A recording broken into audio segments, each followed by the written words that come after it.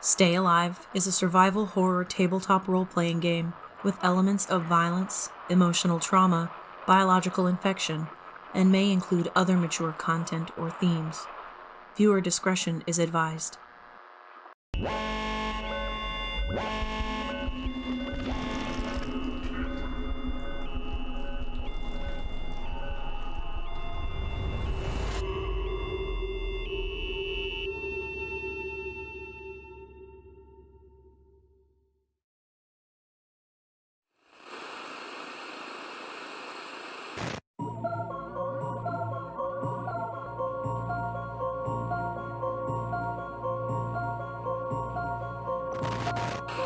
Hey everybody, it's Mr. Joe.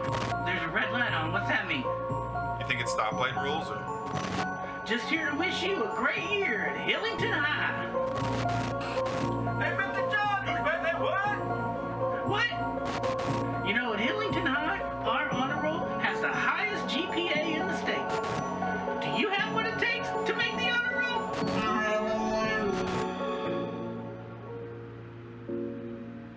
That good, Jimmy?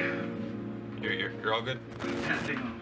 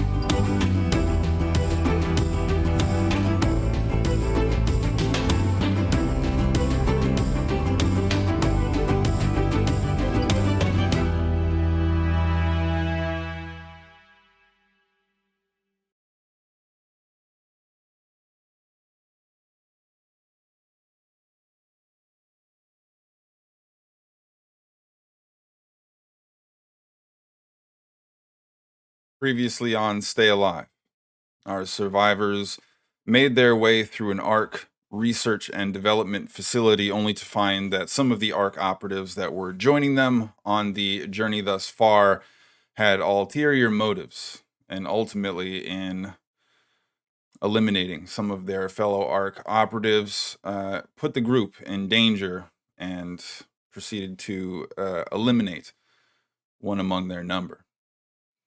Fortunately, the return of David, an operative Taurus, from a secondary mission to retrieve advanced communication with other operatives at some unknown location saw them reinforced to the extent where they were able to extract themselves from the research facility, leaving via a specially authorized helicopter, wherein a life-saving surgical procedure was performed to save Operative Blue, Esme still maintaining a covered, shadowed veil over the medical expertise that she may yet possess, while David had a very close encounter with some of the swarming Zerk before Lexi, going out of her way and putting herself in danger to extricate him from the impending hordes crashing down around him. the 3 survivors then traveling towards Chicago, specifically for the purposes of locating a alternate research facility, less clandestine in nature. And while they are in control of a prototype synthesizer developed by ARC, Operative Vapor, the operative seemingly having turned coat on them during the initial visit to the research facility, was in control of one of the original samples, one of the 2 components that they were looking for, specifically to develop a cure. The how and why behind their motivational flight yet to be determined. However, stopping just outside the city limits of Chicago at an airfield looking to refuel the helicopter and potentially gather supplies.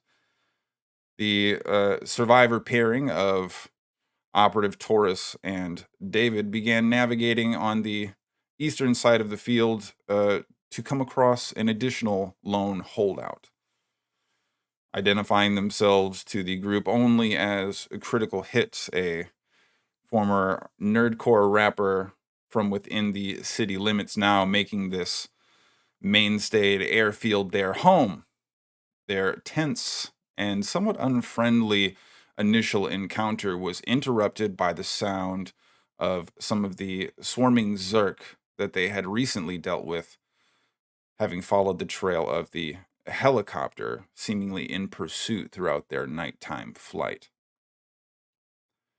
As the sun just breaks the horizon line and a dull orange hue begins to cascade across the strip of the airfield, your helicopter is now in the middle of the open runway. Your party scattered across the airfield for the circumstances of trying to procure additional supplies, and in the vast distance beyond, seemingly a pursuing swarm of Zergodactyl moving your direction. So, survivors, what happens next? I've seen them before, and we don't want to be here right now. We don't want to be here right now. Let's get the helicopter refueled as fast as possible. What did y'all bring with you? You said it was critical hit. Just critical call me hit. Crit. The whole thing seems a little much for you right now, so just call me Crit. All right. Crit, the gas that we talked about for the science plane, It's over right? in Hangar B. Would you mind showing me, please? Yeah. Come on.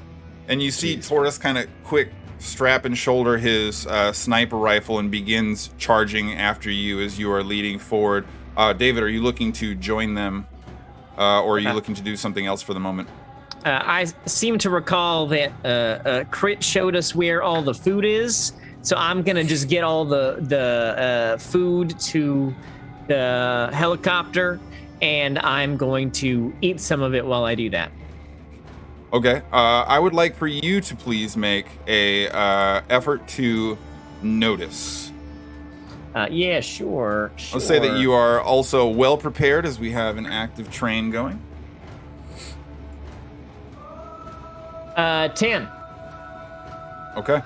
So as you navigate to the opposite section of the airfield, Taurus in quick pursuit with Crit looking to collect fuel.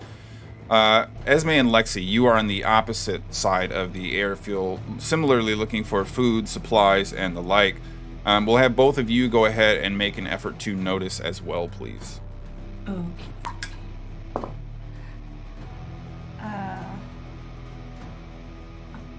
8. Oh, Actually, I'm These prepared. are also well prepared. Yeah. 11. Okay. So as the pair of you are navigating through, there's not much that is immediately standing out to you of value. The parts and pieces and any number of different components seem to have been stripped out or sort of absconded from this location when everybody was looking to flee or isolate themselves in some capacity.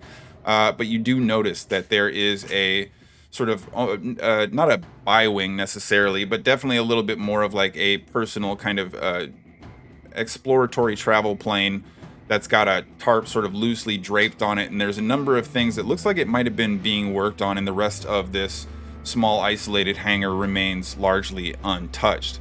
In the very back of it, there is a travel cooler, something that you'd throw in the back of an SUV for a road trip, and then upon further investigation, do provide for yourself a large collection of bottles of water.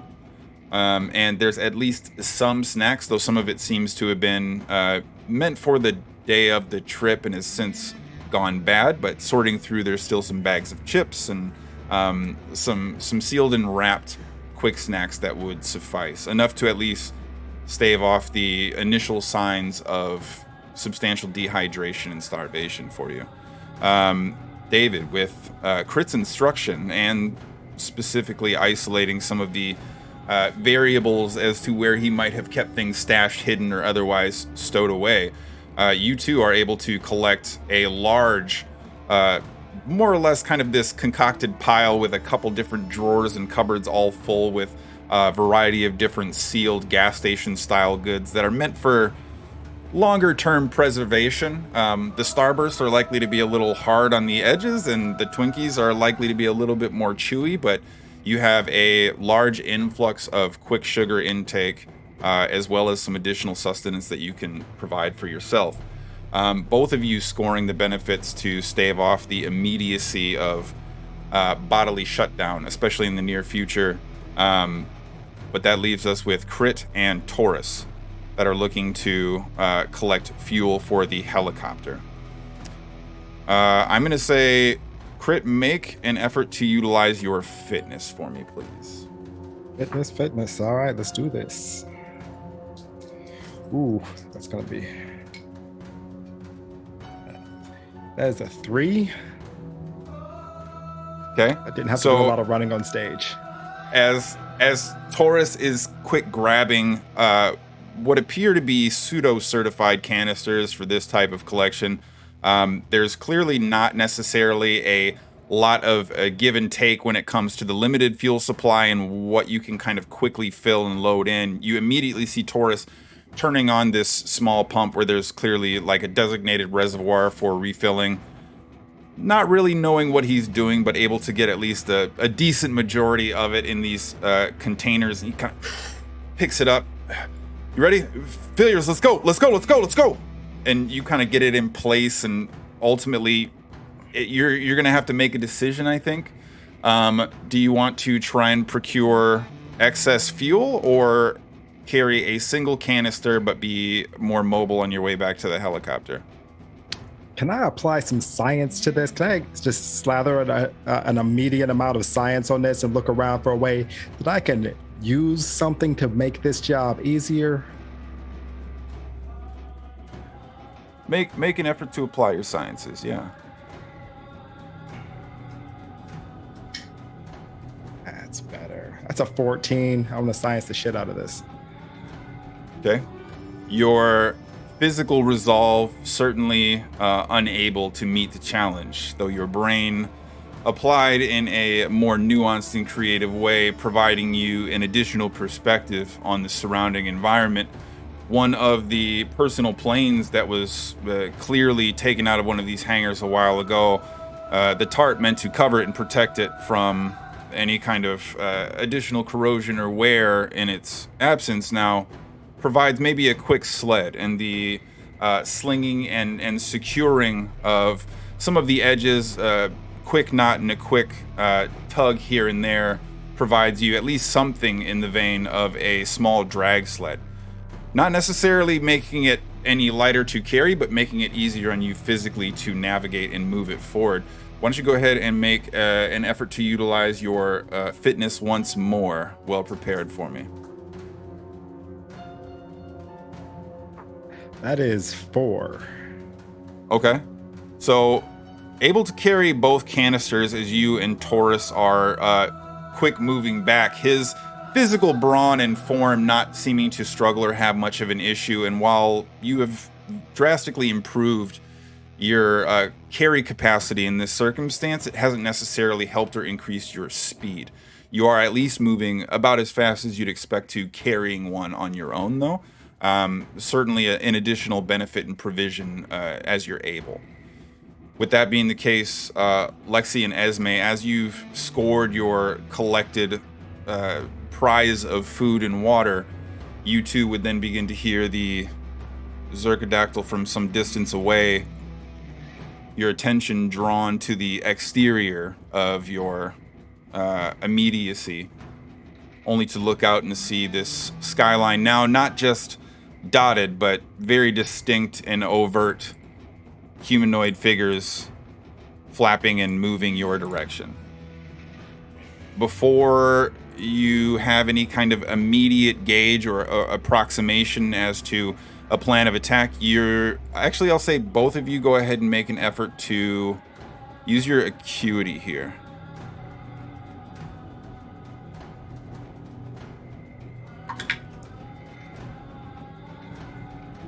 Three. 4. Okay. It's difficult to say how long you'd likely have, but in the span of about 5 minutes, give or take, they'll be close enough where you're likely going to have to deal with them in a much closer capacity. What would you both like to do? Okay. This is more than we had, so this feels good, right? That looks. As we're moving, it's a hangar. You described it as kind of like where mechanical work might take place. They're compartmentalized, so there's a series of them where planes and helicopters and whatever conveyance might have been stored. But yeah, these are sort of individual small style hangars. Okay. I'm going to start hauling ass back to the helicopter. But as we're running through, I would love to keep my eyes peeled for any kind of either like metal panel, even a trash can lid, anything that is like yay big that I might be able to carry. I'm also looking for anything that I think might be like flammable or explodable. Like okay. Pressurized cans of something you might use to clean or whatever. I'm just glancing as I'm running through. Make an effort to notice for me. I'm going to say, based on your speed and alternative focus, it will be out of desperation, but also you remain well prepared due to the hype train. I just want to make sure while we're keeping an eye on that there's nothing lurking here as we're trying to, and in more you can make a sense. Similar effort to notice, both desperate and well prepared. 7. All right. Ooh, okay. 7. Okay. Duly noted.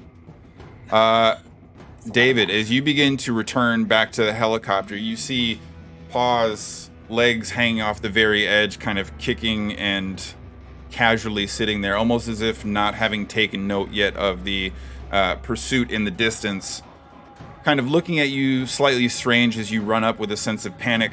What is wrong? Kind of reaching out, looking to help take in your payload of resources here. Yeah, here, take this. The flying ones are coming. We gotta get out of here. And you see her kind of pull her head out of the helicopter and just stare sort of behind the helicopter tail for a brief moment. There's her. Glitch. They fly. Glitch, we have to go. Glitch, would you, we have to go. And you immediately see a small sense of panic take over as the oncoming swarm, now airborne, is moving your direction. I'll say, David, you make an effort to use your acuity as well, please. That's a 3. They're definitely on their way. An approximate window of soon is about as close as you can get to gauge or plan, but you know it's not great. We met a guy. He's helping us get fuel. Him and Taurus are gonna bring it here so we can load up real quick. How long does that take? You see Glitch begin to start flipping switches in the cockpit before turning around. If I start this before a refuel, it's gonna fuck up our intake. We need the fuel back here now. So, a couple minutes, they went over that way, and I'll kind of point to the hangar where they went. Do we see them coming? And you see these, like, trunky footsteps of Taurus sort of half sprinting, arms barely moving, and Crit now with this a tethered cord directly around one of his shoulders, dragging this trundled sled of tarp and gas canisters your direction. Probably maybe about 100 or so yards out from the opposite end of the airfield, but certainly making their way there. I'm going to say Lexi and Esme, you would be arriving back towards the helicopter around this time. Esme, you would have noticed that there's probably a number of very foundational sort of buy in bulk metal tin trash cans. So they'd have aluminum lids or things of that nature. There's also a very, very large capacity tank that appears to sit at one end of the airfield. At one point, at the very least, was probably filled with some type of combustible, as even at a distance you can see a dozen or so warning labels all over it. But nothing that's going to be sort of small or compartmentalized in the vein that you were specifically looking for. Is anybody doing anything as Crit and Taurus look to sprint their way back as quickly as possible? I mean, if it looks like if Crit needs to be moving faster, and I can kind of meet him and grab part of his little setup and try to hurry that along. Okay. Meeting him probably about a third of the way back with your speed and physical prowess already well established. Go ahead and make an effort to utilize your fitness for me as well. I will say that this is also well prepared. Ooh, that's not great. 8. Okay. Combined with Crit's existing physical force and the clear, much more efficient application of the sled versus trying to legit carry this nebulous weight sloshing back and forth like Taurus is doing, you do find a quick acceleration to your pathway forward. And after probably only another 35 or so seconds, find yourselves back at the helicopter looking to quick refuel. Who is overseeing the fuel input? No. Yeah, I'm gonna do that. I talked to Taurus and David, and this doesn't really seem like it's kind of their thing. So okay. I'm just gonna go ahead and take the lead on that one. Okay. Make an effort to apply your wits, please.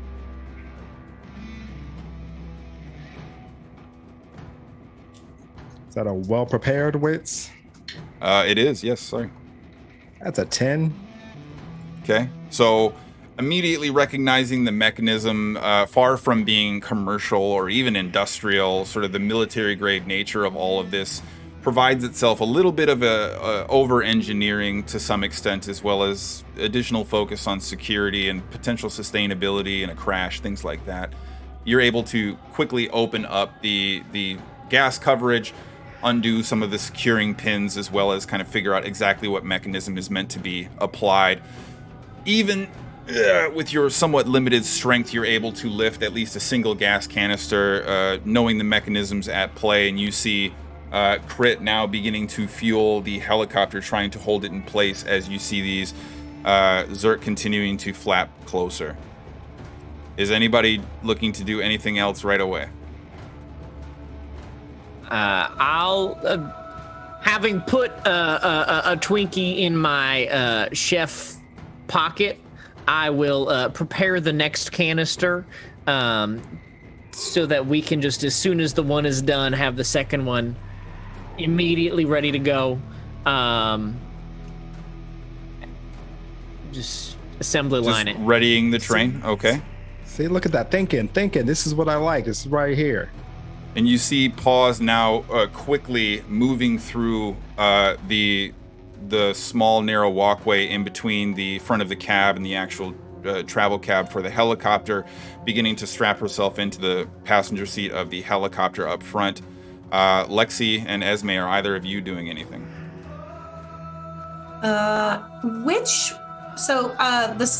How we have been coming in and out of the helicopter, is that side open facing the hangars, or is that side open facing the oncoming Zerg? It is facing the side of the hangars that David and Taurus went off to. The approaching Zerg are going to be more from the tail of the helicopter. Okay, so I think what I'm doing is I still have 2 pistols left. I'm going to get one ready and try to help cover those putting the gas in. If one just gets too close, I'm just gonna pew pew if I can. Okay. Yeah, after our grand escape and all the ammunition we lost, I mean, my gloves are done, so I'll probably toss those off, just toss them on the floor of the helicopter. And are there any just spare weapons? Because I don't think I have. I think I gave my pistol to Jolene. So I don't There's have a still weapon the drop down sort of turreted automatic gun that's inside the helicopter, except for it's facing towards the hangars right now. So okay. But that is a viable option as far as readiness, unless someone else has a readily available weapon that they're volunteering. Oh, that sounds more effective than what I can give you. So I'm gonna post up with that and just kind of like be ready. I mean, I don't know how those things work. Can I don't know how to. Can I spin it? Can I do? We'll find out. A thing? Oh God. Okay. Cool. Great. Love it. Okay. So as you are watching Crit tip down the first canister and raise up the second one, sense of urgency where you must hurry up and wait beginning to take over as David tries to help prep the third canister. You immediately see Operative Taurus kind of double checking his ammunition, sitting inside the edge of the helicopter, looking to prop himself up against the inside wall and trying to line up additional shots to provide coverage for the coming storm. At this point, I'll say, Esme, since you're remaining outside of the helicopter with your weapon at the ready, go ahead and make another effort to utilize your acuity, please. Okay. 4. Okay, and use your sciences for me as well. Science? Are we still prepared? We'll give you the tail end of the train, sure. Cool. 2. Okay. You don't really have a great gauge for what it might be.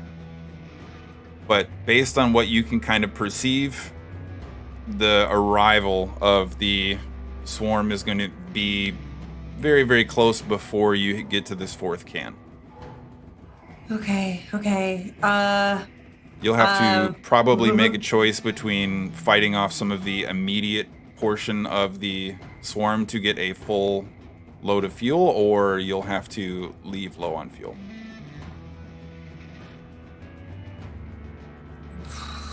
Let's get as much as we can. I am going to hand the trash can lid to David. Tell him to hang on to it, because anything between you and them is better than nothing. Oh, like a shield. Sort of. I thought you were making a statement about your opinion of me, and I wasn't going to say anything, but... No. Have we even... Esme, by the way. David, thanks for not letting me die earlier today, I think. Yeah, can you put the gas in faster? I'm just going to back up a little bit closer to the ladder and keep my eyes trained on these things coming. I will tell the liquid to flow at a faster rate and see how it feels about that. That feels good. Thank you. Yeah, that's not how this works. That's not going to happen. As this conversation is taking place, all of your ears nearly rupturing as Operative Taurus blasts off a huge shot. This massive rifle burst directly next to you, reloading a new round in, quickly turning towards the cockpit. We've got about 1 minute! And you see him reloading his rifle and aiming it one more time. At this distance, even with his skill and ability at long-range engagements, the swarm seemingly unaffected to his first shot.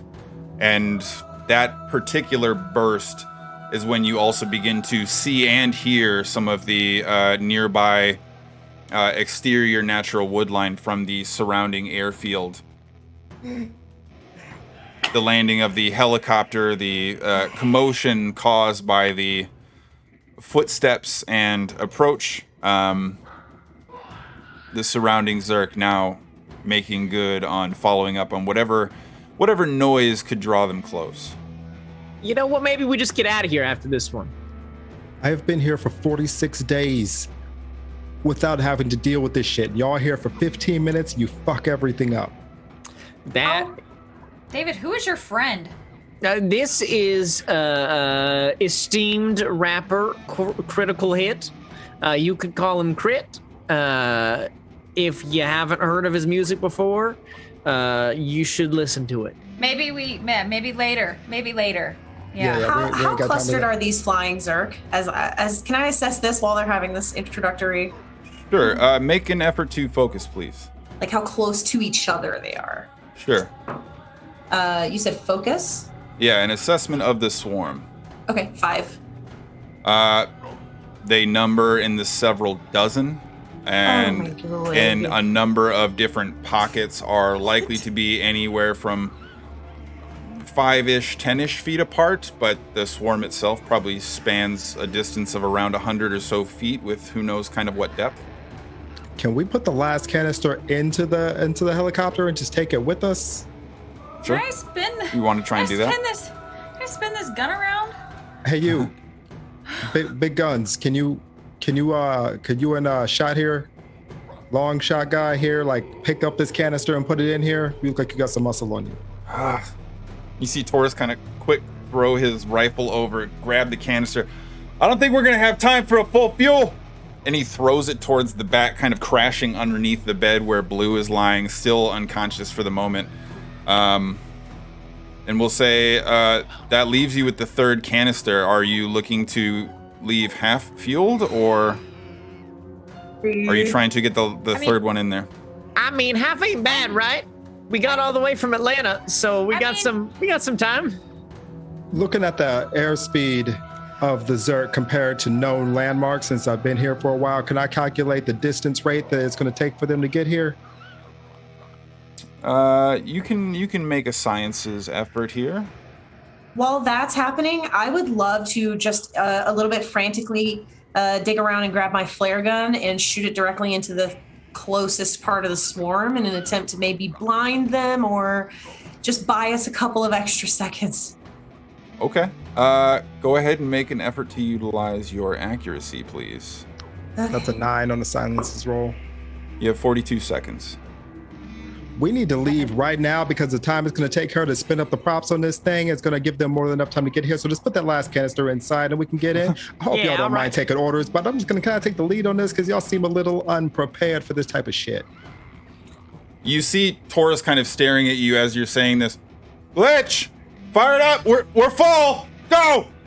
And you immediately see a series of flips and switches now all going off. There's this concerted look back between the both of them for just the briefest of moments, and before long you hear the helicopter blades begin to spin and whir up, likely taking at least a little while before they get going, but the helicopter is now powering up for departure.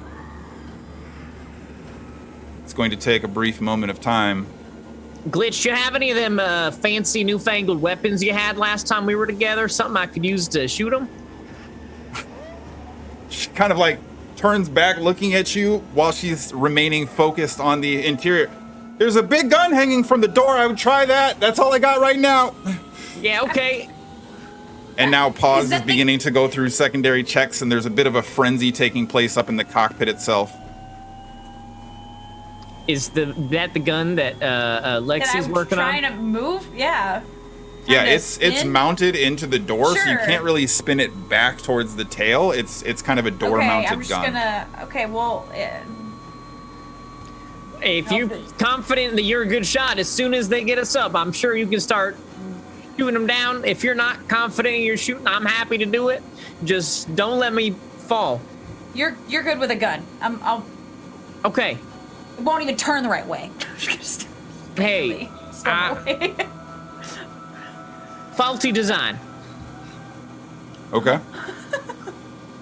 So there is this brief tension as you see them drawing closer and closer and closer. There is a decided unease as you feel the helicopter starting to give you the accelerated G-forces of a small hop as it begins to speed up before the helicopter itself slowly lifts from the airfield ground and begins taking a slow drift forward, not fully up to speed, but looking to be accelerated through the takeoff procedures for the sake of getting airborne as quickly as possible. When David goes to take over the gun, if you will let me, I will take that trash lid that was given to you, and I'll hold it up basically in front of both of us as much as possible. Probably a little bit more in front of you than me. Okay. Because we need you to stay on that gun. Yeah, sure. You have full consent to keep me alive. Okay. So it's good. The helicopter now rising up and in flight. You find yourself moving only 20 feet off the ground as you hit about 30 miles an hour. This initial procedural takeoff finally pushing you forward, at least at some speed. When David, you see the first sort of flap as you continue to rise up, cutting across the view line of the door, moving underneath the helicopter, almost like a gliding squirrel dipping out of view for the briefest of moments. Kind of just as soon as I peeking can. out, there is a decided swarm now kind of concentrating and focusing in, maybe a little bit longer than it would have been wide. Esme's flare shot seemingly distracting and impeding the initial progress and momentum of some of them to the extent where you're not going to be dealing with the same concentrated volume that you might have otherwise been, but they are still trailing and actively pushing.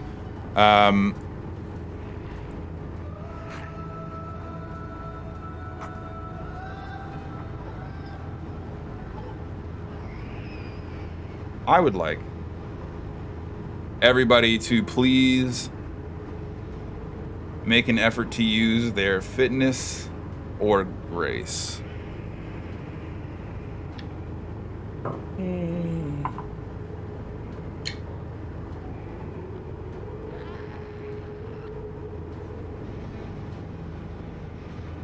My feet are planted. It's an 8 for fitness. David and crit. 7 on grace, and as soon as there is a creature within any trajectory that I can hit with this gun, like, I'm opening fire and I'm not stopping until we are clear. Okay. For the record. So there is a effort to begin gaining altitude. And as you are moving through, you hear this sort of flapping, drawing close all around you, and then a large sort of banging thrust into the hull, causing the helicopter to quickly jostle for a brief moment, throwing all of you off balance for the briefest of moments. While all of you are able to stabilize quite readily, crit, your panic, your lack of wherewithal, and your physical readiness providing you a difficult opportunity to recover from. And you find yourself quickly sliding across the helicopter floor towards the door, your hips catching on the ledge as your arms now hanging onto the underbar for the helicopter, and critical hit now dangling from the helicopter. The door, the gun's by the door, right? So if I'm holding this shield up, I'm close, right? Correct? Say you're close, sure. Yeah, I'm reaching for the I'm reaching for your pants. I'm just gonna try to yank you back up on, and get you on and in and not falling to your death. Reaching out then. God. You see now that there is a collected swarm still behind the helicopter. The speed not yet topped out or at max. And the effort to smash the helicopter, maybe not a tactical decision so much as a instinctual one. And as you are navigating and flying forward, you see two of these Zerk that are swooping down towards the exposed door, looking to capitalize on the shifting and swaying form of the helicopter. I'll say before you can bring Crit back in, maintaining a single grip on your shield, I'll need you to make an effort to use your I'll give you brawling on this, but you are in a desperate circumstance as you are one-handed and off balance.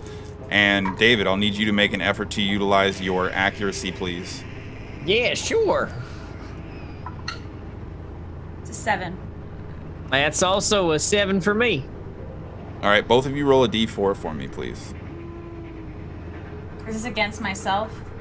No, this is against your target. Oh. So 1. 4. Okay.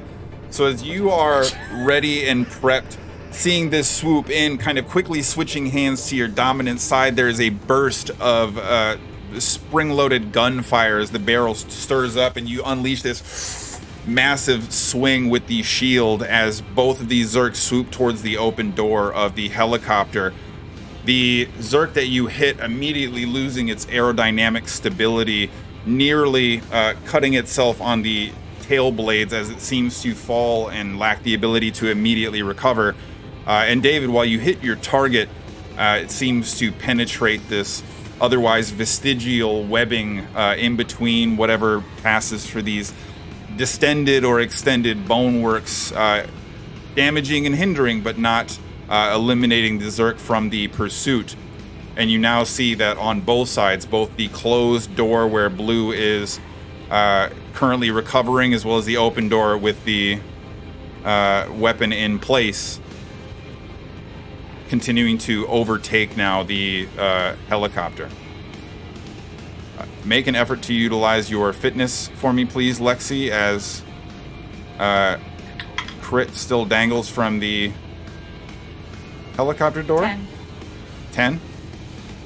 So as you feel the immediate stinging chill of fast-paced, higher altitude travel hanging on to the lower bar of the helicopter, the sun still continuing to rise, almost now a parallel vision directly in front of you, you find yourself yanked up by God almost back into the helicopter as Lexi grabs your belt and snatches you back with a forceful push, You stay throwing in. you at the opposite side.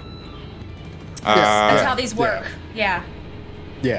I'm gonna strap myself in. Thank you. That was very much appreciated and very hot, by the way. And I'm just gonna go and find a place to strap myself in. Okay.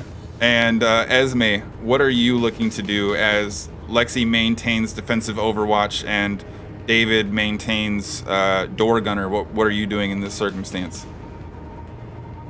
If they are busy and they're doing things, I feel like we're running low on useful shit. So, and I refuse to believe they don't have more things hidden inside this helicopter if they have an emergency surgery unit. So I am like stumbling through this helicopter trying to find any secret panels, any locked. I'm trying to find anything useful, hidden weapons or anything. Okay. More flares. Make an effort to use your sciences or your notice. Oh, let's go notice. With different results for your choice there. Okay. That's going to be a 9 notice. So as you are kind of quickly scrambling around the interior of the helicopter, you do see that there is this long red shelf, probably no more than an inch tall, maybe a couple feet wide, that seems to be in the back bulkhead of the helicopter interior. A large kind of metal red handle, making it seem almost part of the integrated structure. on one side of the handle, high end, on the right side of the handle, ordnance written.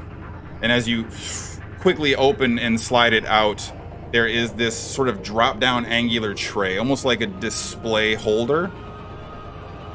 Unfortunately, appears to be empty.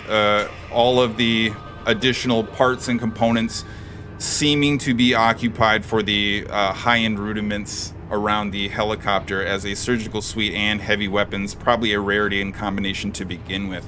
At least for the time being, the weapons you have are your best chance at survival. Okay. Then I am just gonna hold tight and try and make sure if anything gets through the first line, I will be ready with the pistol that I have.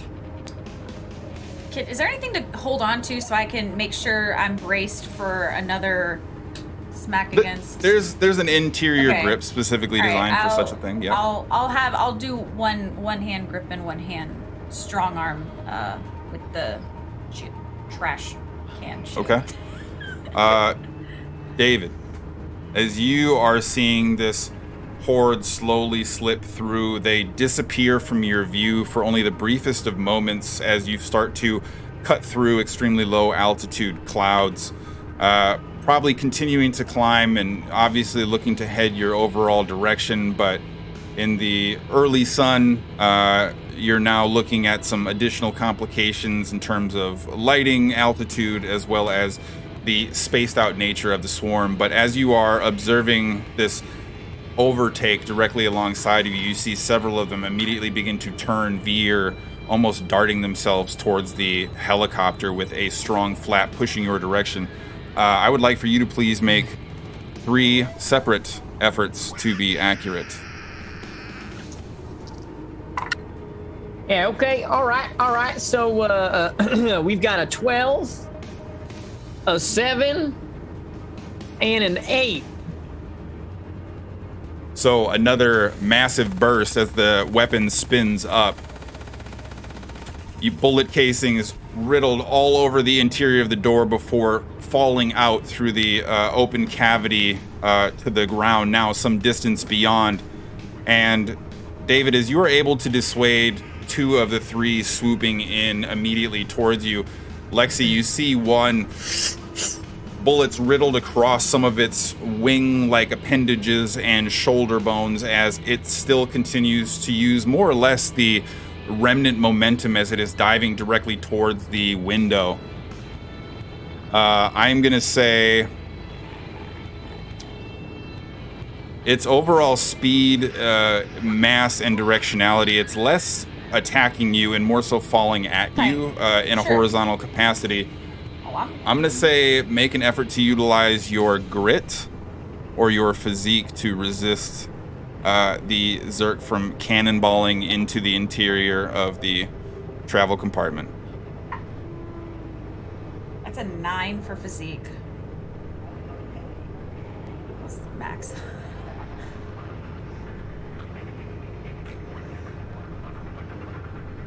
So as you are holding the line, there is this slow motion effort where you see it taking place and you see it's coming towards you and not going to stop as its wings kind of curling in on itself, succumbing to the damage received from David's attack, knowing that it will find itself quickly inside the cabin if you don't. And you hear this loud, terrible smash. Lexi, your form thrown back against the wall, the head of the Zerk bouncing off the interior portion of the doorway, slumping, and disgusting crack of bone and viscera raking itself across the small bar underneath the helicopter's door outlet before you see it slump and disappear, falling off below. With the exception of Crit, I will need everybody to please make an effort to utilize your grace or fitness once more, please.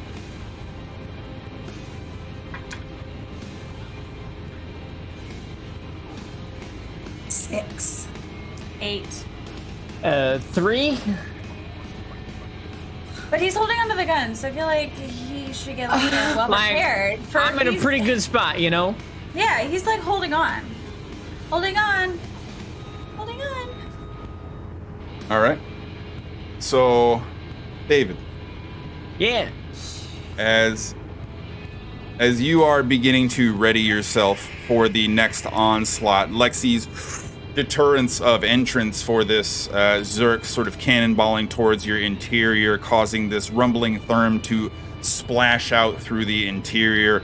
The smallest of squeamish screams coming from Crit, who is now sort of secured in a 5-point harness. But otherwise, maintaining your grip on the weapon are thrown off balance. And as you are trying to ready and stabilize yourself, you see a trailing group, the break off from this one side looking to sweep in immediately afterwards. I'm going to need you to make a series of 3 efforts to utilize accuracy. Climbing up from a single knee, looking to try and restabilize yourself during the process. These will be desperate efforts to rattle the shots off quickly. Okay, all right.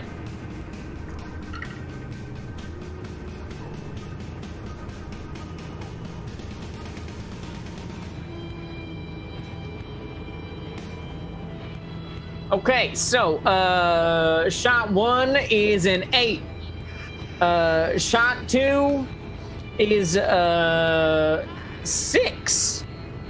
Shot 3 is an 11. Okay. So again, the gun spins up. There is this blasting coming from the window. Lexi, just trying to stand up and right yourself. There is a burst of gunfire, these tracer-based rounds charging out the window at a rate at which it's difficult to even see what David is aiming at, especially with him slowly climbing up, looking to get into position. And there is a brief moment where you see, just kind of slowly returning to your feet, another bullet cutting through one of the wings, a bullet quickly tearing through the legwork of one of these creatures before you see it stop. This large ripping claw almost grabbing onto the exterior of the helicopter and immediately working its way inside directly next to David, readying a clawing slash as it grips the side of the helicopter for the brief moment in front of you. David, you are face to face with one of these Zerkwings. Lexi, you are in immediate position to potentially try and act, and Esme directly behind David. I'd say you would be in immediate risk of a secondary follow-up should David retreat or move backwards. What would all of you like to do? I think I was on the other side, probably closer to blue or towards the back, because I was looking for stuff. Oh yeah. And then trying to position myself if something came inside. So if something comes inside, has it? Did I understand that correctly? It's basically hanging on to the exterior door, and you have a brief moment of time before it begins making its way inward. Okay, as soon as I have a clean shot, I'm going to fire at it. Whatever happens in the next few minutes or moments. I'm gonna... This is dumb. I'm gonna drop the shield. I'm gonna run towards it at this very short distance that I have. I'm gonna go to grab both, and I'm gonna try to kick that effer out. Okay. Esme, make an effort to be accurate. Lexi, make an effort to brawl for me, please.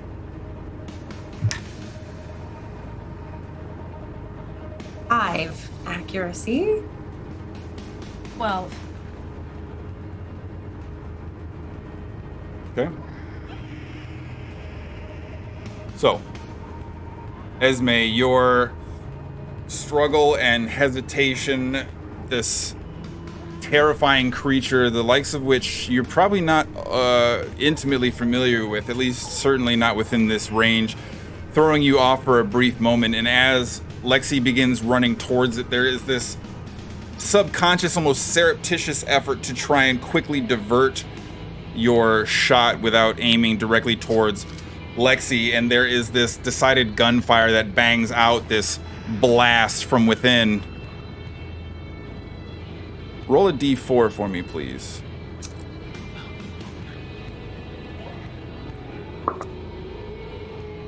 Three.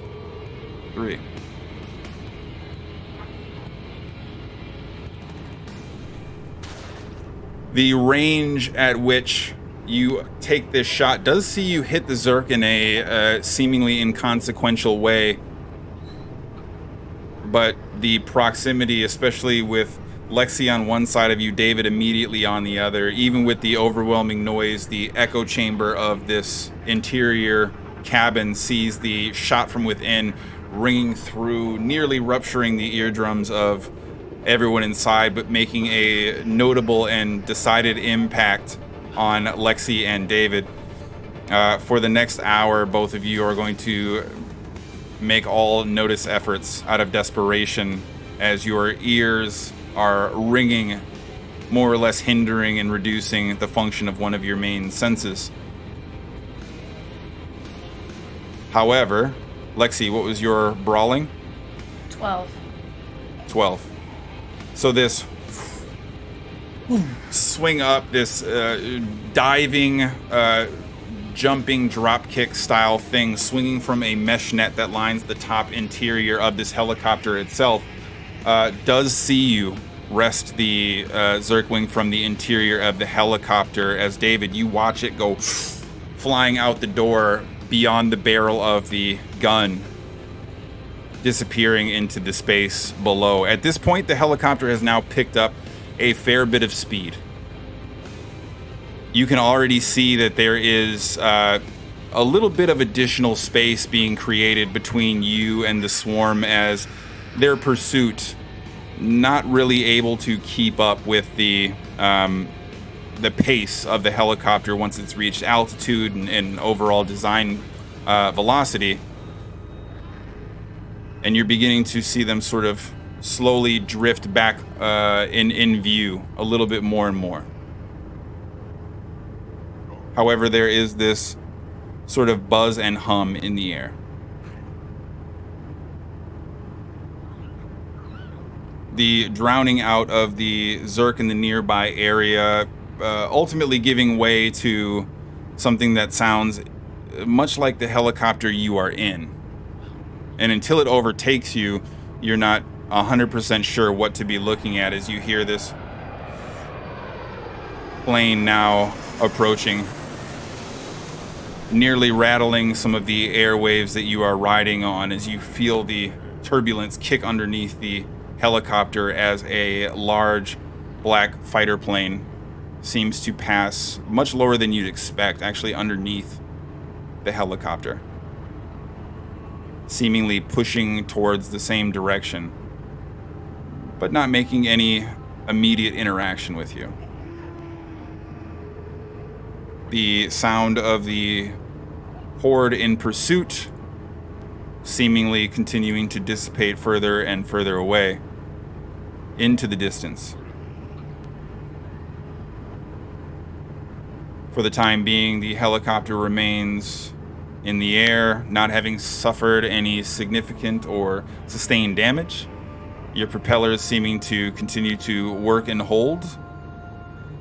And for the time being, the advanced technology of the helicopter now finally outrunning the manualized endurance of the horde that you are pushing beyond. In between now and wherever it is you call a landing zone, is anyone looking to accomplish anything else?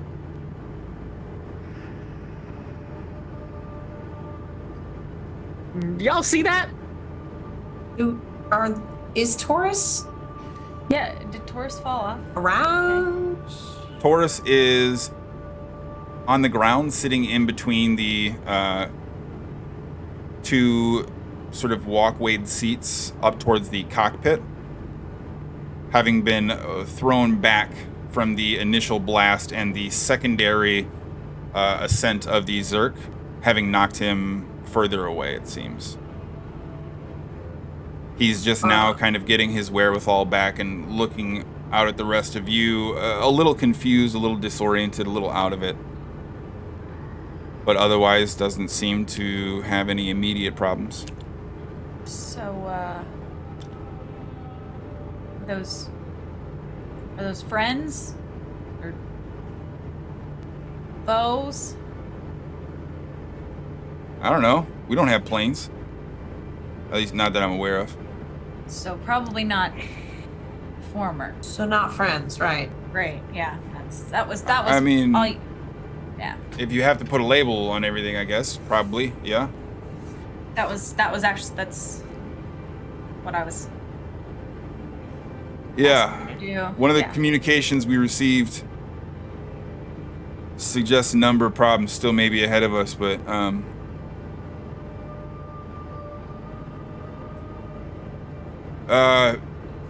more than the ones we just left behind. Different problems. Right. So, not that I'm ungrateful or anything, but I just left the relative safety of the place that I had been chilling for a while to join up with you, ragtag Scooby-Doo looking bunch, and now we're heading to uncertain doom. Thanks. Don't get too happy there, Velma. I mean, I feel like uncertain doom is better than certain doom. But we're gonna go try to save the day or something. So, you know, I mean, like. So when you were like, we about to go and save the world and shit, you were actually serious about that. I mean, yeah. And he reaches behind him and begins sort of just patting on Paw's arms, who kind of turns around the large sort of bug eye visor over a helicopter helmet, kind of sees her flip it up real quick. What? And he, after gesturing a few times, just kind of sits back, holding his arm, closing his eyes, and seemingly, having been long since over, both physically, emotionally, and mentally, the journey thus far seems to just close his eyes and lean back against the divider between the cabin and the cockpit. And Paz kind of looks back at all of you, sort of looking confused and a little bit disoriented. Turns and steps through. Everybody okay? Who are you people, and why do you have a modified version of a Spec Ops Pavehawk? Who are you? Oh, I don't know. I just like to fly. I don't really know much about the vehicle. We are en route to a medical facility. With the person that's back there, like semi in and out, I would say that's probably a good idea. Yeah. She will be okay soon. Dehydrated, has lost a lot of blood. But looks like you did a rudimentary patch job. Not bad. Well, rudimentary is we are looking to locate special researcher. One of our operatives has proven to test positive for antibodies that we can harvest and utilize. That, combined with an original sample and the prototype synthesizer, means we can produce a cure, an inoculation. Are you thinking about using a modified version of the virus as a carrier for the antibodies to help inject that into the system? I believe they're trying some type of piggyback method, yes, but they are looking to extract some of the actual internal components. Protozoic viruses require a great deal more manipulation, but I think they are working that direction, yes. Yeah, well, shit, look at that. Somebody who knows what the fuck's going on. Like, cool. Damn. Yeah, that's great. So can you maybe explain that in words that the rest of us understand, maybe? Just so we're all on the same page. Locate the doctor who specializes in this type of research, who is experienced, procure the original sample, and you still have the synthesizer, yes? And you see Taurus open his front pouch and hand it up. Ah, thank you, Taurus. Yes, then we can do a full inoculation. Yeah. You didn't follow that? I mean, it's not rocket surgery. Well, and you see Taurus kind of look up for the first time, sort of just stroking his beard on both sides, trying to comb some of the dried blood and material out. Tell him the other part. Oh, yes. We have a former operative that has confirmed collection of the original sample and has dispatched ARC resources to kidnap the doctor in question. So, what are we doing about that situation, hypothetically? Taurus, I think this is your part, right? And you see Taurus kind of like claw himself back to his feet. Yeah. So they want to use the combination to develop a power structure and make sure that as the countries rebuild, that they're the ones who stand at the top of the pyramid, and they'll dole out the inoculation to those they feel are worthy or subordinate. Protecting company interests or something to that effect, and we're just gonna go ahead and we're gonna take it. So they want what we've got and we want what they've got, and Vapor's made no secret about how we can find her. Oh, Vapor. Okay, all right. Vapor, like, so your Taurus and this other person is Vapor. You all got like spy names and shit. They do have nicknames. I would not recommend giving yourself a nickname. It ends His name's poorly. Crit, so It's a stage name. same thing. What? By the way, who are you? Thank you for pulling me up out of the sky when I was dangling. Oh, Lexi. Nice to meet you. And your arms, those were nice. And you are? You're talking to me? Yeah. You, the silent one that seems a little shifty over in the corner, like she got something to hide and really wants to keep to herself. It's really presumptuous. Am I wrong? Maybe I just don't like filling the air with unnecessary noise. May I make a sociology roll against Esme? What are you looking to ascertain? If I'm right in my assumptions. If they're hiding something. Okay, make an effort to utilize your sociology in this instance. 13. I think without needing to look too closely, you can tell that Esme's likely a little standoffish. But there is an additional maybe frustration, perhaps, to Esme's responses that seems to indicate a touch point that she's specifically looking to protect. It's cool, shorty. I see you. All right, and you were David, and so we have Taurus, Lexi,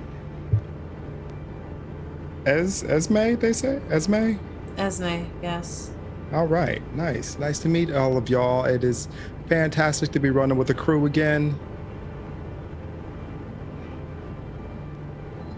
How long do we have until we need to stop and put the other half of that fuel in? Well, based on calculations, we put about half of it in, plus the extra weight from all the people, plus the weight from the extra 2 tanks. I would say science roll. Sure. 8. Based on the distance you still have left to cover, half a tank is still pretty good coverage for a helicopter. It's likely to get you in and around the city, probably with a little bit of cruising fuel.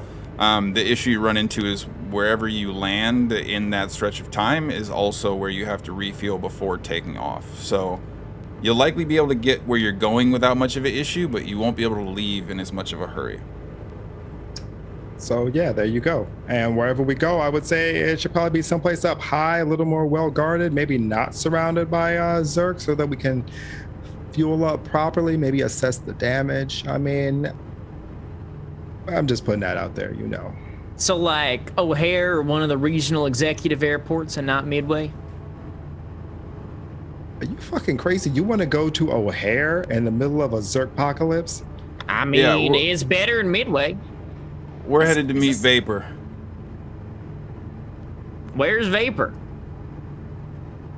We've got a rendezvous point. That is incredibly non-specific, but okay. And vague, but yeah, right, David. This is what you've been rolling with. And the rest of whatever ARC team she's likely got have given us a point of Wrigley Field. Oh, so like right smack in the middle of the city. Good. Great. Right. Love that. I mean, what could possibly go wrong from landing a giant helicopter in the middle of a field that's surrounded on all sides with vantage points? I mean, what the fuck? I know you're smart and all, but that sort of is the point, I think, of meeting there, if I'm being honest with you. So none of that really sounds super surprising. The question is, how do we overtake her team, move in, extract the doctor, get our sample, and make sure we save the day like big heroes? Big damn heroes. All right there, Malcolm.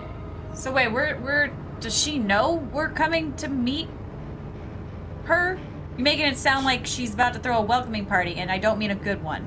We didn't exactly accept, so she doesn't know when we're coming. We're gonna have the jump, but how we go about it is gonna be a big determining factor.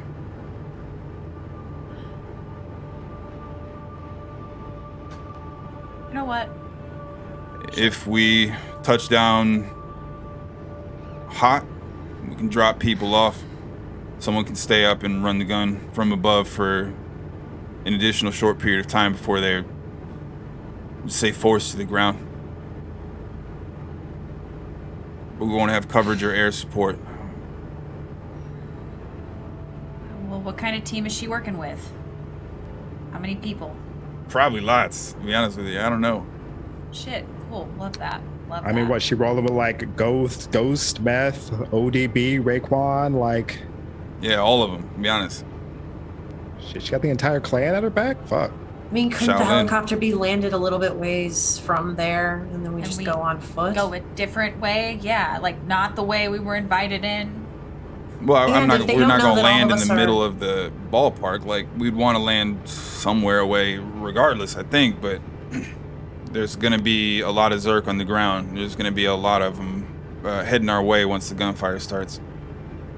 So maybe like we land close to the water, right? Because like there's a lake there, and that way you got like something against your back.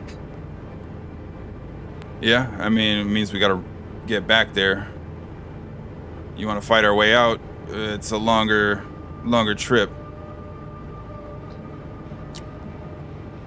I mean, I'm new here, so I'm not trying to interject too much, even though I obviously am. Don't worry, that has not passed me. We do have 2 tanks of highly explosive fuel here. If we were only to put one inside the chopper, you could possibly rig the other one as some sort of improvised explosive. Maybe drop it. I mean, we don't have a Dutch with us, so I saw enough of his work that I'm pretty sure I could replicate it. I mean, wouldn't it make more sense to have more traction to get further away? Where is the next place we're gonna get large amounts of fuel? And you see Paws now kind of lean back in towards this central controlled conversation. We have 2 additional operatives who will be assisting, coming in from a distance away, specifically to improve our odds of success. Are you sure they're on your side? Because it sounds like there's a lot of high school backstabbing, some kind of weird, I don't know.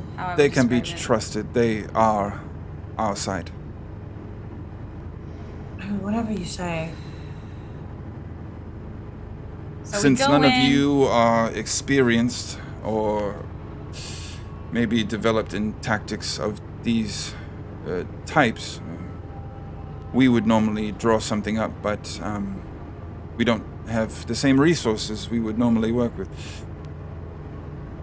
So you tell us what you think is best. We will provide backup and support. As Taurus says, he'll provide assistance from a distance. Is that not right? And you see Taurus kind of like just slouch back against the wall, the divider between the cockpit and the cabin, slide down it again.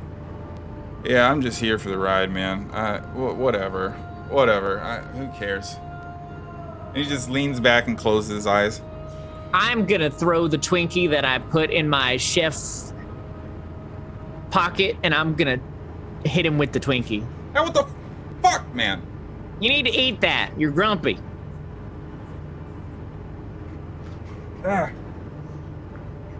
He kind of grabs it, claps it, and explodes it within the wrapper before sort of gently opening it and just kind of sort of baby birding it into his mouth. Gonna die. We're all going. All right. Yeah, it's okay though. We had a good run. Okay. So we get there. We get this. What do we need to get? The doctor. The doctor. Where's the doctor? And the sample. And yes, and the sample. And what exactly are we trading them? I just want to make sure that I understand. We're meeting their blood. Your opposition, and they're just going to give you what you need. Yeah. They need something we have. Which is what? The synthesizer and our pathogen host, Operative Rose. Okay. Well, we don't have that. I thought that was blue. And that's Glitch? Rose will be one of the ones helping and assisting us.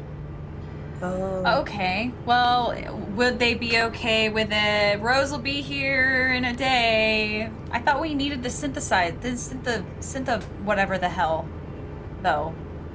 Yes.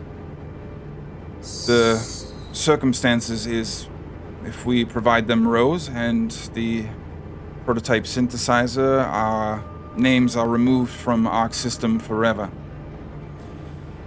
If we do not make good on the arrangement, they have promised with some extremely stern suggestion they will hunt us down and violently murder us. So. Now, hear me out. Do they know what the synthesizer looks like? Like, could we, make a cleverly made decoy and give them a fake synthesizer and then, maybe, whoops, Rose couldn't make it. Sorry, but here, have this. She'll and be then here later. Fuck off. Operative Vapor has proven disinterested in less than perfect sum negotiation. Okay. I do not feel that the absence of Rose will be tolerated in this way. So if she doesn't show up, we're all going to get killed anyway? Oh, yeah, so this feels like a wash regardless. Well, so we kill them all. Specifically, us for sure. Maybe you. It's hard to say. I'm pretty confident that if we are with you by association, we will also probably then be murdered. Well, if when we land and go in there, you decide to run away and leave us to die, then they would have no way of knowing. That doesn't feel very fair. It seems I'm sorry. Entirely fair. The two circumstances. Yes. What the fuck did y'all drag me into? Because y'all motherfuckers up here talking about murder and this shit, and while I slay, I have not exactly killed, and I don't like. You could slay as well. I do not think that the specific intricacies of your verbiage is to matter as much. I don't. Yeah, I don't think you're picking up what I'm putting down. You don't have a fire axe or anything I can just hold. I'm not as great with guns. I've got meat hooks. Do you have a gun? Because I guess I'm not really. And you see Paul's kind of pat her chest, and she has a small pistol. We are running low on ordnance, for sure. Everyone is. Look, outside of playing Time Crisis at the local barcade, I have not fired a gun. What is a Time Crisis? It's a video game. So this will not be like a video game. This is. Yeah, no shit. Who's staying with the helicopter to refuel it once we land? Oh, I can I mean, wait, are y'all trying to get me to like legit go out into the field with like guns and motherfucking black tactical gear operatives trying to murder me and shit? No, we do not have additional tactical gear either, so what you are wearing will be fine. I think you're missing the key elements of what I am saying here. Would you like a vest instead? I think that's European sarcasm. I think they just repeat what you say back to you until you realize that you sound kind of stupid. I think that's how they do it. I'm not being sarcastic. If you are to assist, what you are wearing is perfect. Okay. Or if you want We're to all wear gonna something die. else, am I missing something? I think you're fine, Pause. Could we get like a blood sample from Rose so that even if they do get her, like we still have the ability to like make We have cure on our a end? great deal of additional backups, and in the event of Okay. the worst, preparations have been made. Though we would Okay, prefer alright, to cool. more widely Sure. distribute the inoculation than Sure. die What if violent we deaths. pretended to work with them until the right opportune moment and then we stabbed them in the back? Did you not understand that to be the plans the whole time? Oh, great, good. Glad we're on the same page. Anyways, That's not. I'm glad you clarified because that's not what I. Oh yes, I'm sorry. Yes, we do not intend to give them any help or support whatsoever. great, No, good. no, okay. Also, what's the plan for, I'm just going to gesture back towards Blue on the table. Oh yeah. If this is a medical facility, I've We will been to land. Wrigley Field. It's not a medical facility, for the record. I understand. Yes. We can get the doctor to the medical facility if we have time to reload. When we land, I will hopefully be able to revive Operative Blue from her nap, and if she is of a mind, she will join us in the fight. If she is not able, then she will wait, and we will hope for the best. Yeah, that makes sense. So, Crit, hey, I'm really sorry about this. Can I give you like 30 seconds of exposition? So, we've brought you along.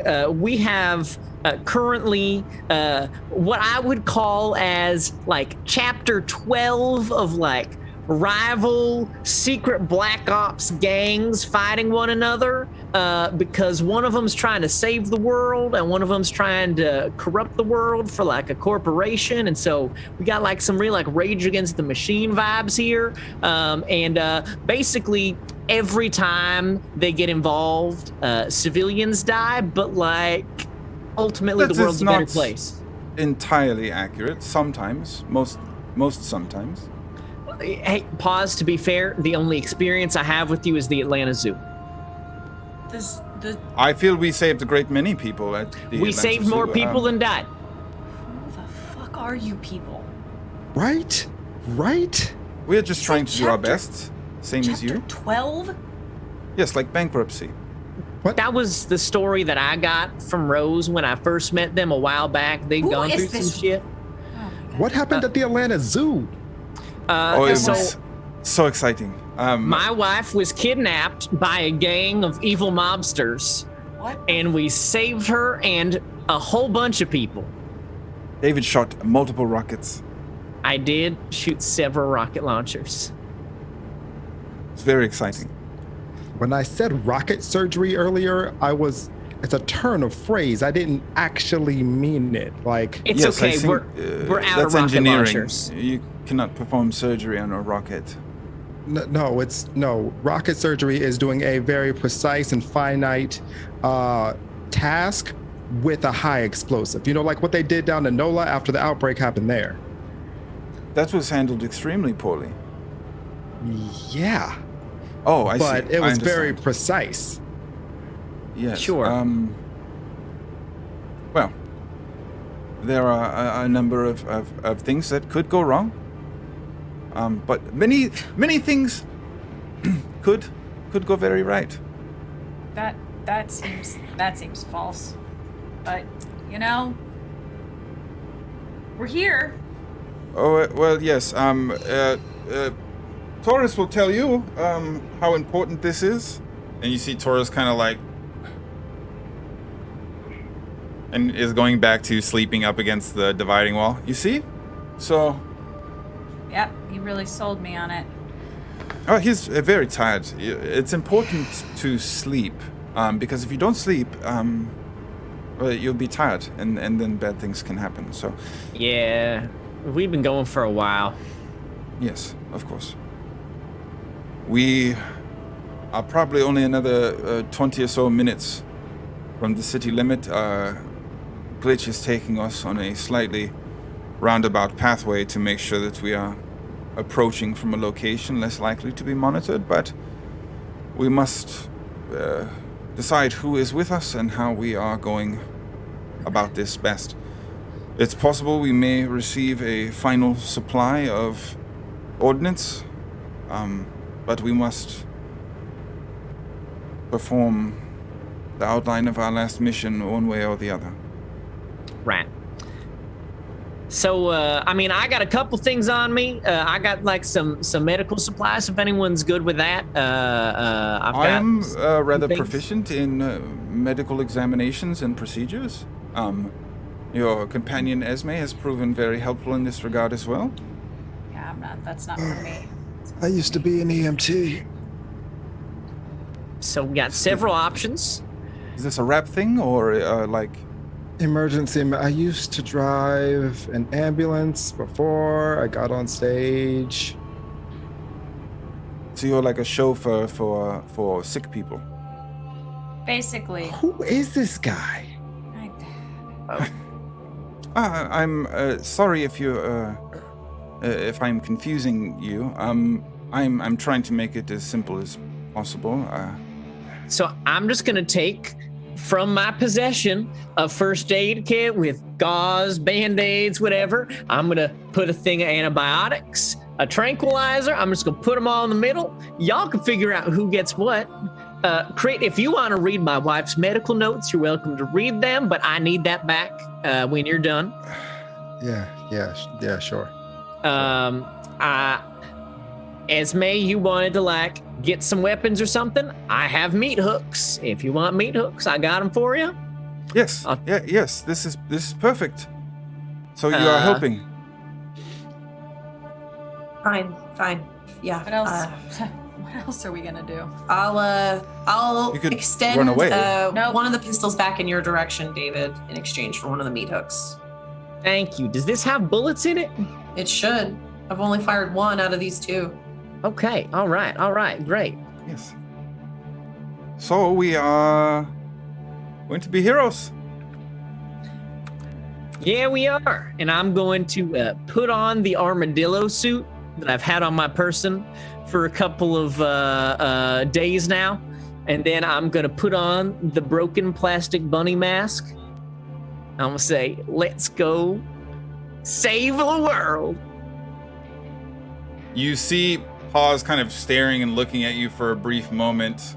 At this point, you see Taurus kind of slowly leaning up against the dividing wall, sort of pushing himself to standing position, taking a half step towards you, looking at you closely. Yeah, fuck it, let's do it. And he turns around, moves, and leans into the cockpit. Seems to be saying something to Glitch.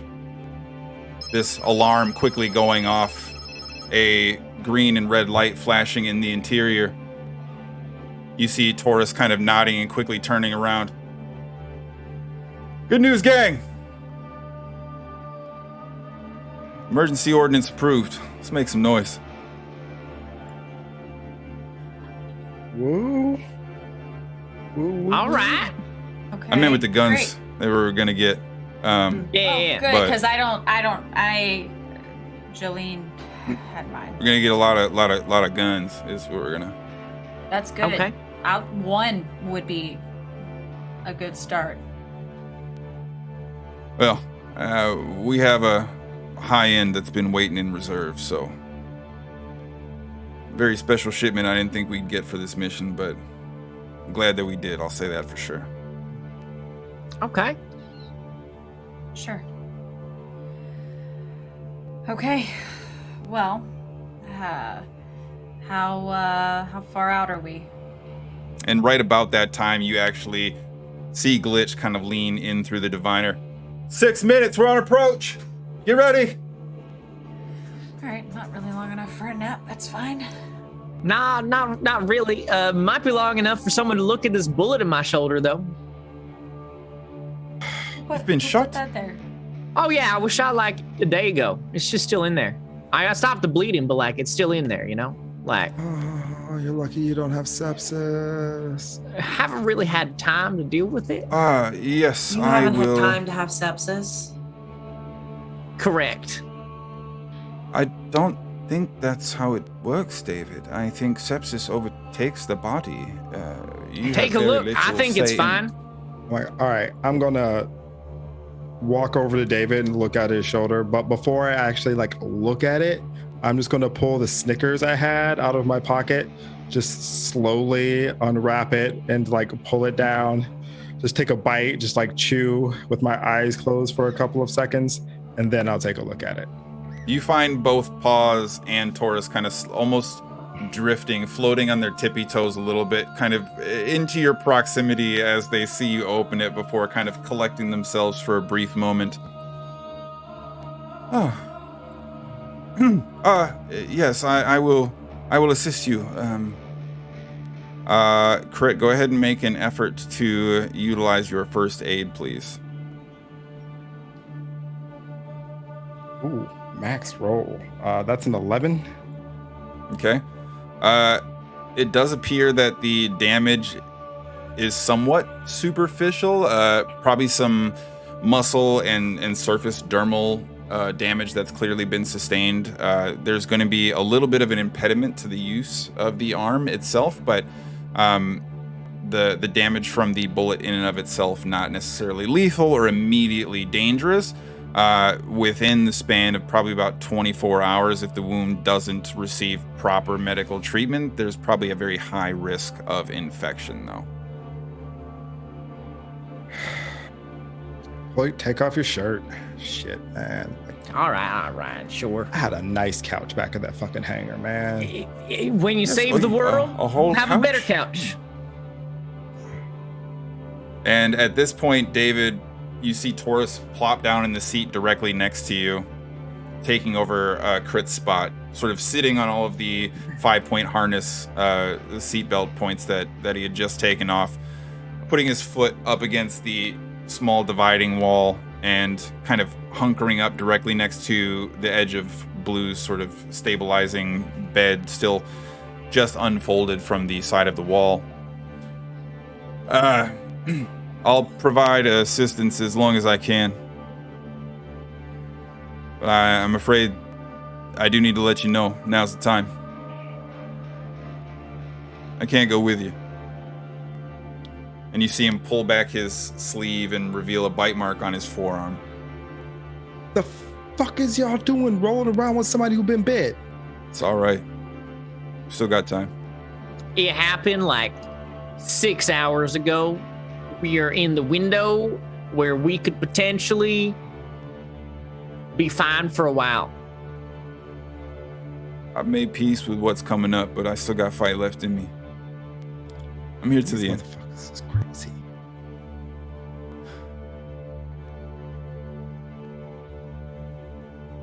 It'll be all right. My I can God. still shoot. Oh. If I survive this, like, I've got enough shit here for like an entire album. I'll say Esme and Crit. Go ahead and make an effort to utilize your first aid, please. Well prepared because there's a hype train. Correct.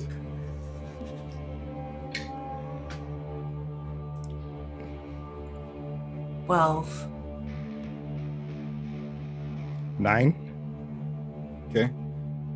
Both of you would get the very distinct impression. There is clearly tissue damage. There is clearly sort of immediate physical trauma that you'd expect to see with the bite and the sort of tearing of the flesh itself. Other than irritation, inflammation, additional side effects that you'd expect with this kind of physical trauma. You're not observing any viral infection signs right away around the bite mark.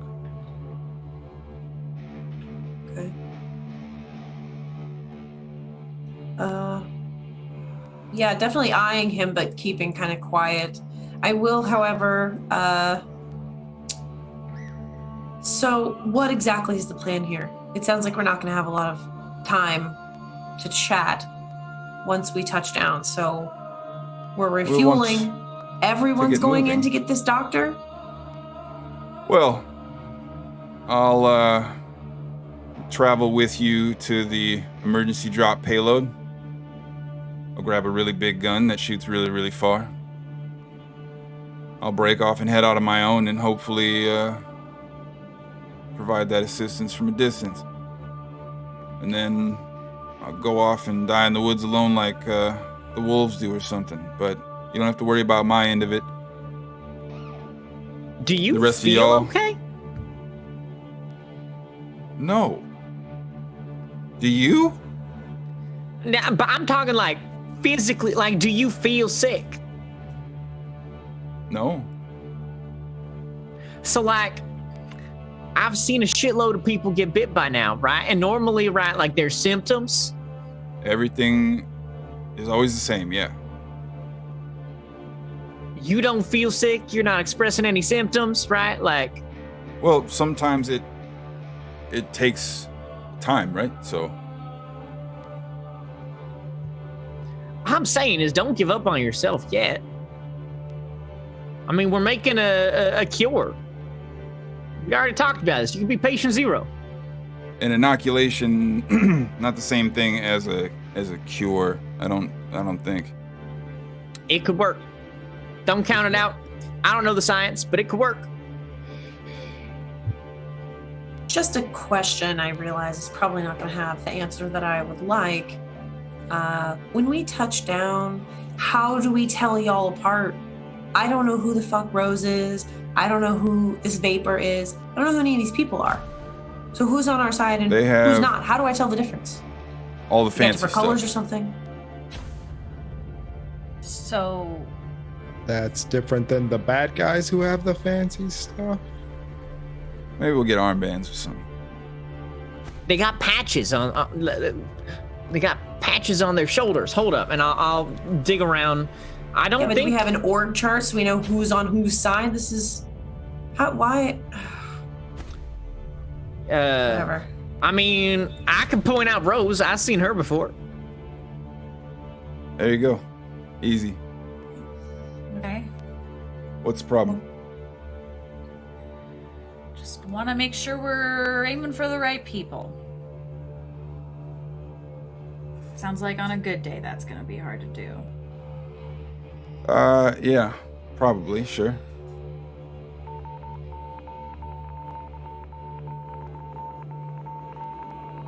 And you see Glitch turn around.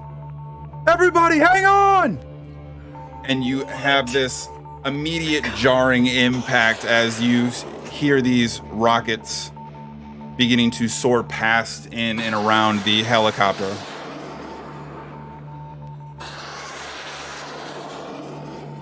I need everybody to please make an effort to utilize your physique or your grace. I will provide you a choice between the two.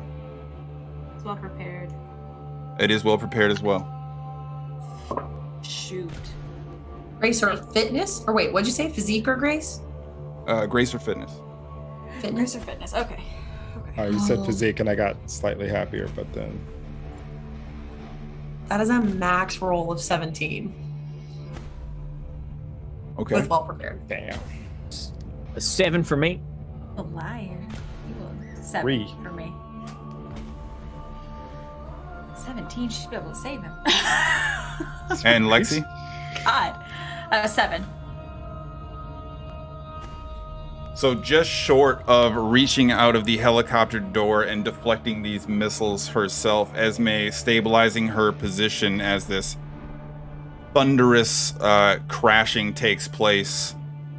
and immediately there is this explosion near the rear portion of the helicopter. An automated distress emergency signal begins sounding off through the interior. And the helicopter begins to descend at rapid speed down towards the ground. I would like to grab Gwen's notes and put them back in my bag. Crit, as this jarring whirlwind takes place, you find your head thrown against the backside of the cabin, smashing it, jarring and rocking your senses for a brief moment. Go ahead and roll a d4 for me, please. 4. And loosely rolling around the helicopter interior, falling unconscious from the impact, Crit's loose body circular swaying around the interior cabin as the helicopter itself begins to crash down towards the earth. Does anybody have additional efforts they'd like to make to try and assist Crit with his immediate circumstance? Is he close enough for me to reach out and grab him without say he's right in the central portion, myself? But is unconscious on the floor? I'm gonna say you'll have an effort to utilize your fitness to try and make a restraining grab in this circumstance, both desperate and well prepared. Okay, all right. So, and then desperate and well prepared. Okay, 12. Okay. More or less planting both feet on top, one on the back of his thigh, one on the small of his back, trying to forcefully pin Crit to the ground as Esme kind of extends herself in the space, creating more of a brace to lock his position rather than actually try to restrain or physically withhold Crit's now scattered movement.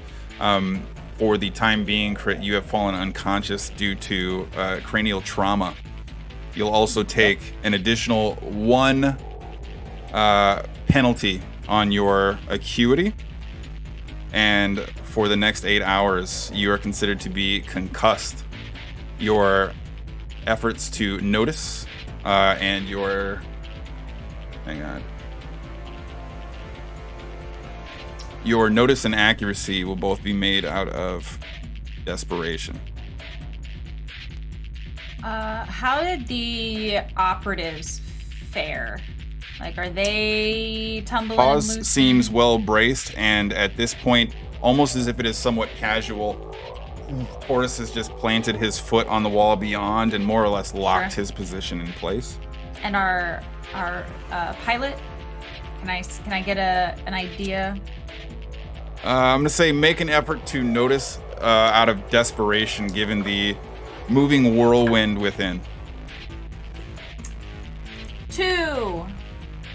So no, 3. A little further away from the source of the impact, it seems, not maybe as afflicted, but you can't really make out any details right away. Is anybody looking to try and accomplish anything else on your hopeful, controlled descent towards the ground?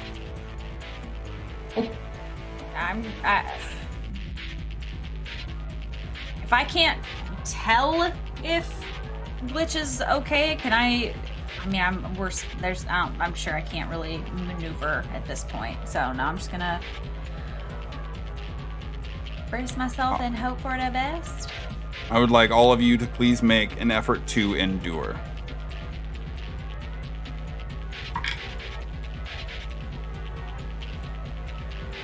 Are we still well prepared? No, we are not. Okay. 11. 6. That is a 6 for me, too. And Crit? Oh, I didn't know if I had to make one because, being unconscious and all of that. Sure. Oh, that's an 8. Okay. Lexi and David, please roll a d4.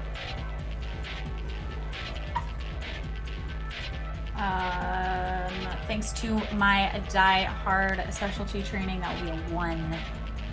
That's a 4 for me, but I'll note that I'm in a seat. So, like, I should be strapped in. As the helicopter barrels down towards the ground, there is this rumbling therm as you smash into the street. The shaking rumble of the helicopter sliding across the ground as the whirling propellers eventually come to a slow stop. In the impact, a chaotic roil of damage. David, now a broken leg. And the rest of you emerging seemingly alive for the time being.